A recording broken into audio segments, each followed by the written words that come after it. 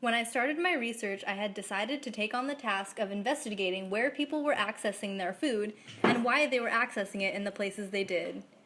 Through my observations, I soon became hyper-aware of my privilege, something that had been invisible to me in a sea of other privileged individuals.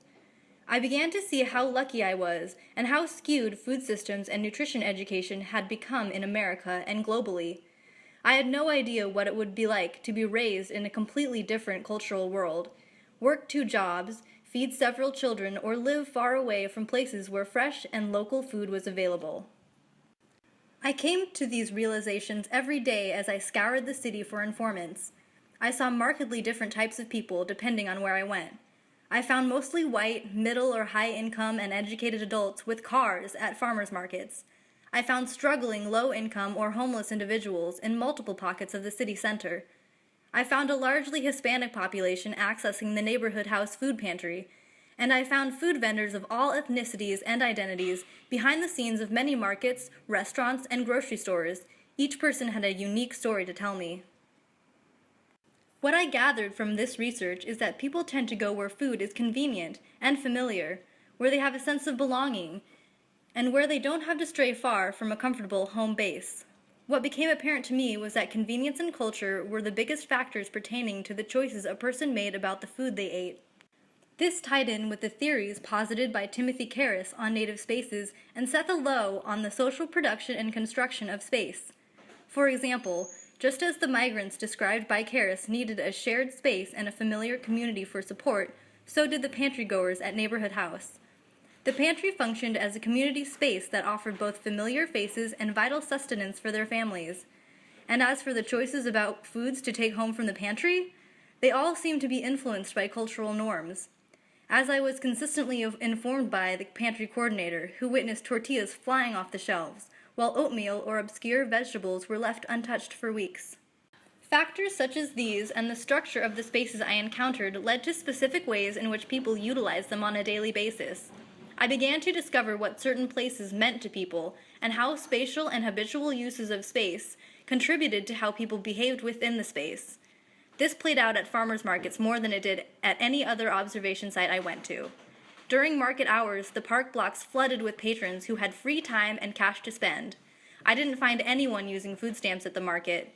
In fact, when I asked, most people told me that they never needed food stamps or didn't qualify for SNAP benefits.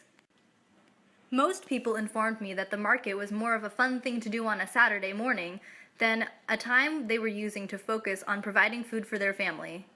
In contrast, many of the vendors I talked to informed me that the market was their livelihood, not a place to relax. Big farms like DeNoble were largely for profit, and small-scale vendors told me the same story. One individual, a Native American man named Simon from the Yakima tribe, described to me how he not only lived off the money he made selling his fish, but that the practice of fishing and eating salmon was something his family had done for generations. Something else I gleaned from my experience at the market were how the homeless population behaved on a weekly basis. During most days, homeless individuals occupied the space freely, sleeping, eating, and socializing there. But during market hours, they were either pushed to the periphery of the space or avoided the space at all costs, probably feeling a distinct sense of not belonging. After I had conducted my series of interviews, I came to the conclusion that receiving help from pantries or food stamps isn't going to influence people to eat more vegetables or learn how to cook homemade meals. Not unless there is a way to make it easy and delicious. I do believe the political will can be strengthened in these regards, however. It has become obvious to me that supplementing low-income family diets alone does not provide real food justice. Since the biggest obstacles I found keeping people from accessing healthy and fresh food seemed to be inconvenience and education, I would propose funneling more efforts into improving the variety of places where local produce and healthy staples can be bought. Imagine mini-marts receiving government incentives for having a produce section with food that can be bought with food stamps. Imagine nonprofits that not only glean leftover food from markets but also teach people how to prepare it. The picture is incomplete here, I can admit that. I have more questions and ideas now than when I started. But Gell and Svar were certainly onto something when they wrote their chapter on public life studies and urban policies. The ways cities are designed and the way structures are built contributes greatly to the standard of its inhabitants' living.